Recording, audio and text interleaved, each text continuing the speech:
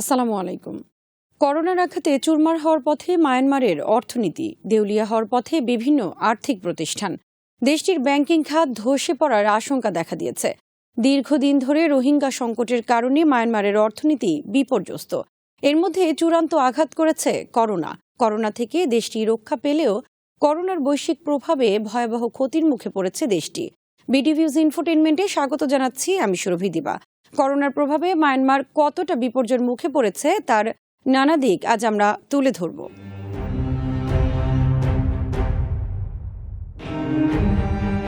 Corona মূলত আঘাত করেছে মিয়ানমারের অর্থনীতিতে। করোনার কারণে বিপর্যস্ত হতে চলেছে মিয়ানমারের গার্মেন্টস খাত। ইতিমধ্যে দেশে ফিরেছে অনেক প্রবাসী শ্রমিক। স্থবিরতা নেমে এসেছে বিদেশি বিনিয়োগের ক্ষেত্রে। বিপর্যস্ত পর্যটন খাত, বন্ধ হয়ে গেছে বিদেশি বিনিয়োগের বড় বড় অনেক প্রকল্প। নাজুক পরিস্থিতি বিরাজ করছে দেশটির স্বাস্থ্য খাতে। অপরদিকে করোনা মোকাবেলায় দেশটি যে প্রণোদনা বিল ঘোষণা করেছে তা বিতরণের ক্ষেত্রে অনিয়মের অভিযোগ উঠেছে। 16 এপ্রিল পর্যন্ত সরকারি হিসেবে মিয়ানমারে করোনায় আক্রান্তের সংখ্যা 181 জন, মারা গেছে 6 জন। তবে মিয়ানমারের সরকারি এ তথ্য নিয়ে সন্দেহ রয়েছে অনেকের, কারণ দেশটিতে পর্যাপ্ত পরীক্ষার ব্যবস্থা নেই। তাছাড়া এর আগে মিয়ানমার সরকার দাবি করেছিল দেশটিতে কোনো করোনা নেই এবং এই দাবি আন্তর্জাতিকভাবে বেশ সমালোচনার মুখে পড়ে। আন্তর্জাতিক বিভিন্ন গণমাধ্যমের প্রতিবেদনে বলা হয়েছে মিয়ানমারে অনেক করোনার উপসর্গ নিয়ে মারা যাচ্ছে এবং তাদের পরীক্ষার কোনো ব্যবস্থা করা হচ্ছে না। দেশটির চিকিৎসা ব্যবস্থাও অত্যন্ত নাজুক। দ্য ডিপ্লোম্যাটের প্রতিবেদনে বলা হয়েছে 2020 সালের শুরুর দিকের তথ্য অনুসারে গোটা মিয়ানমারের হাসপাতালে মাত্র 180টি আইসিইউ বেড রয়েছে। 180টি আইসিইউ বেড সহ মোট ক্রিটিক্যাল কেয়ার বেড মাত্র 600টি। 30 এপ্রিল পর্যন্ত মিয়ানমারে করোনা পরীক্ষার যে ক্ষমতা তাতে দৈনিক 350 জনের করোনা টেস্ট করা সম্ভব হয়েছে।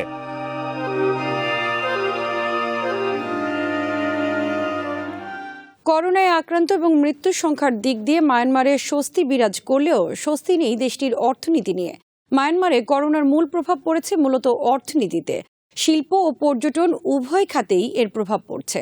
আন্তর্জাতিক মনিটারি ফান্ড বা IMF এবছর মায়ানমারের প্রবৃদ্ধি নির্ধারণ করেছিল 6.4 ভাগ, কিন্তু এপ্রিলে তার নামিয়ে নির্ধারণ করেছে 1.8 ভাগে।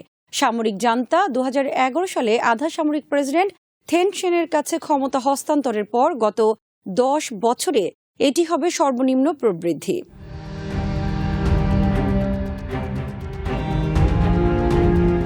মিয়ানমারের শ্রম মন্ত্রণালয় এবং এশিয়ান ডেভেলপমেন্ট ব্যাংকের তথ্য অনুসারে 2019 সালে মিয়ানমারে 44 লাখ বিদেশি পর্যটক আসে। এর মধ্যে দেশটি আয় করেছে $3 বিলিয়ন। মিয়ানমারের পর্যটন খাতে নিয়োজিত রয়েছে 14 লাখ শ্রমিক। এডিবির প্রতিবেদনে বলা হয়েছে 2020 সালে মিয়ানমার পর্যটন খাত থেকে $10 বিলিয়ন আয়ের আশা ছিল, কিন্তু করোনার কারণে পুরোপুরি বিধ্বস্ত হওয়ার পথে দেশটির পর্যটন খাত। বেকার হয়ে পড়বে এ খাতে নিয়োজিত 14 লাখের মতো জনবল। সরকারি তথ্য অনুসারে মে মাস পর্যন্ত করোনার কারণে 60,000 শ্রমিক চাকরি হারিয়েছেন। শ্রম মন্ত্রণালয়ের স্থায়ী সেক্রেটারি মিউ অং জানিয়েছেন অর্ডার বাতিলের কারণে 150টির অধিক কারখানা বন্ধ হয়ে গেছে। তবে বাস্তবে এ সংখ্যা আরও অনেক বেশি। সরকারি হিসেবে মধ্য এপ্রিল পর্যন্ত 46,000-এর অধিক প্রবাসী শ্রমিক ফেরত এসেছে করোনার কারণে। তবে সরকারি হিসেবের বাইরেও হাজার হাজার প্রবাসী শ্রমিক দেশে ফেরত এসেছে। মিয়ানমারের গার্মেন্টস খাতে 7 লাখ শ্রমিক নিয়োজিত রয়েছে। এ খাতে রপ্তানি আয় $4.6 বিলিয়ন। দেশটির গার্মেন্টস খাতের কাঁচামালের 90% আসে চীন থেকে। মধ্য এপ্রিলে কাঁচামাল সরবরাহ শুরু হলেও দেশটির গার্মেন্টস পণ্যের চাহিদায় ধস নেমেছে বিশ্ববাজারে।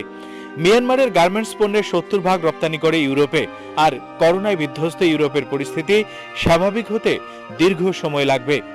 করোনার কারণে ধস নামবে দেশটির বিদেশি বিনিয়োগের ক্ষেত্রে। মিয়ানমারের অনেক বড় বড় প্রকল্পে চীন, থাইল্যান্ড, দক্ষিণ কোরিয়া, জাপান এবং ভারতের বিনিয়োগ কর্মসূচি রয়েছে। ইতিমধ্যে এসব দেশের অনেক প্রকল্প স্থগিত করা হয়েছে। অনেকে নিজেদের প্রত্যাহার করে নেওয়া শুরু করেছে।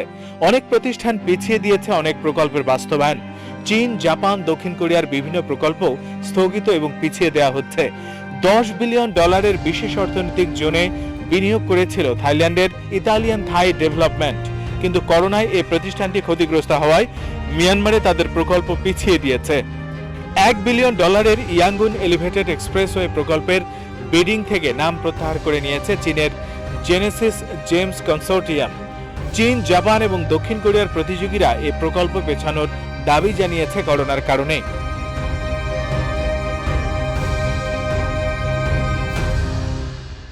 মায়ানমারের স্টেট কাউন্সিলর অং সান সুচি চেষ্টা করছেন দেশের ব্যবসা প্রতিষ্ঠান এবং ব্যাংক বাঁচাতে ধ্বংসের হাত থেকে। এপ্রিলের শেষে সুচি সরকার ঘোষণা করেছে 15 পৃষ্ঠার কোভিড-19 ইকোনমিক রিলিফ প্ল্যান। তবে এই পরিকল্পনা কিভাবে বাস্তবায়ন করা হবে সে বিষয়ে বিস্তারিত কিছু নেই। এই পরিকল্পনার বিরুদ্ধে চলছে সমালোচনা।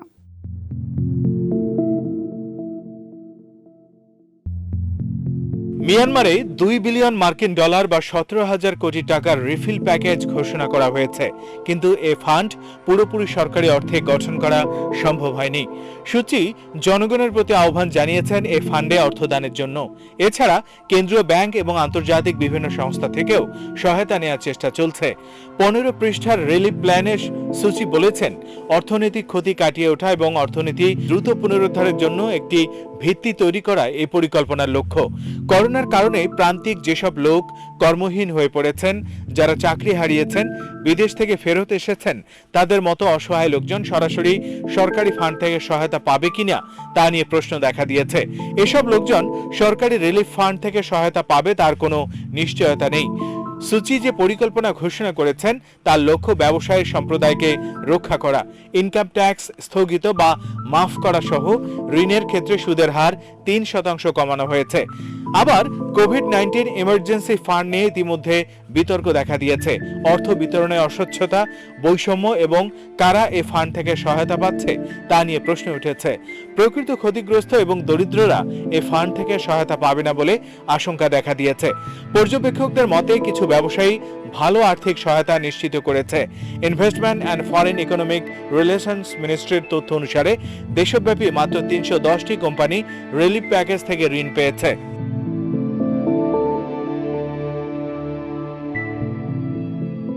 ইয়াঙ্গুনে আইটি ফার্মের মালিক জ নিং বলেন, এমনকি হোটেল এবং কারখানা মালিকরা এ সহায়তা পাচ্ছে না, যদিও তাদের পাওয়া উচিত। সরকারের উচিত সহায়তা নীতিমালা অবিলম্বে পরিবর্তন করা।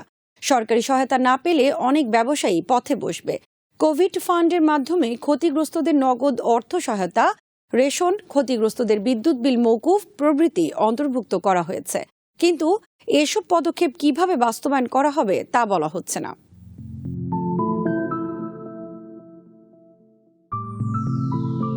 মিয়ানমারের বিভিন্ন অঞ্চলে চলছে গৃহযুদ্ধ। দেশটিতে সামাজিক কল্যাণ ও নিরাপত্তার অভাব রয়েছে। জনগণের বিরাট অংশ অনিবন্ধিত। এসব কারণে সরকারি সহায়তা কর্মসূচি সঠিকভাবে বাস্তবায়ন করা যেমন কঠিন, তেমনি প্রকৃত ভুক্তভোগীরা সুবিধা থেকে বঞ্চিত হবে। মিয়ানমারের সামরিক জান্তা সীমিত যুদ্ধবিরতি পালন করছে, কিন্তু রাখাইন ও শান প্রদেশকে যুদ্ধবিরতির বাইরে রেখেছে। করোনা প্রতিরোধে সর্বত্র যুদ্ধবিরতি বাস্তবায়নের জন্য আন্তর্জাতিক সম্প্রদায়ের আহ্বান উপেক্ষা করে রাখাইন ও শান রাজ্যে যুদ্ধ পরিস্থিতি চালু রেখেছে। বিশেষজ্ঞদের মতে করোনার কারণে মুদ্রাস্ফীতি বাড়বে, এটাই স্বাভাবিক, কিন্তু এটা কমানো হবে সবচেয়ে বড় সমস্যা। করোনার কারণে ধ্বংসের আশঙ্কা করা হচ্ছে মিয়ানমারের ব্যাংকিং খাত। দেউলিয়া হওয়ার পথে বিভিন্ন আর্থিক প্রতিষ্ঠান। দীর্ঘদিন ধরে মিয়ানমারে রোহিঙ্গা সংকটের কারণে অর্থনীতি বিপর্যস্ত। বিধ্বস্ত দেশটির ক্ষুদ্র ও মাঝারি শিল্প খাত। এর মধ্যে করোনার আঘাত দেশটির বিপর্যস্ত অর্থনীতিকে আরো চুরমার করে দিচ্ছে। বিশ্বব্যাংকের তথ্য অনুসারে মিয়ানমারের মোট কর্মজীবীর সংখ্যা 2,40,00,000। এদের মধ্যে 83% শ্রমিক অনানুষ্ঠানিক খাতে কাজ করে। করোনার কারণে এ ধরনের কর্মজীবীরা বেশি ক্ষতির মুখে পড়েছে। করোনার কারণে ক্ষতিগ্রস্ত দেশটির ব্যাংকিং খাত সম্পর্কে বিশ্বব্যাংকের পক্ষ থেকে বলা হয়েছে, গত 1 দশকে এই প্রথম বেসরকারি ব্যাংক লোকসানের মুখে পড়েছে।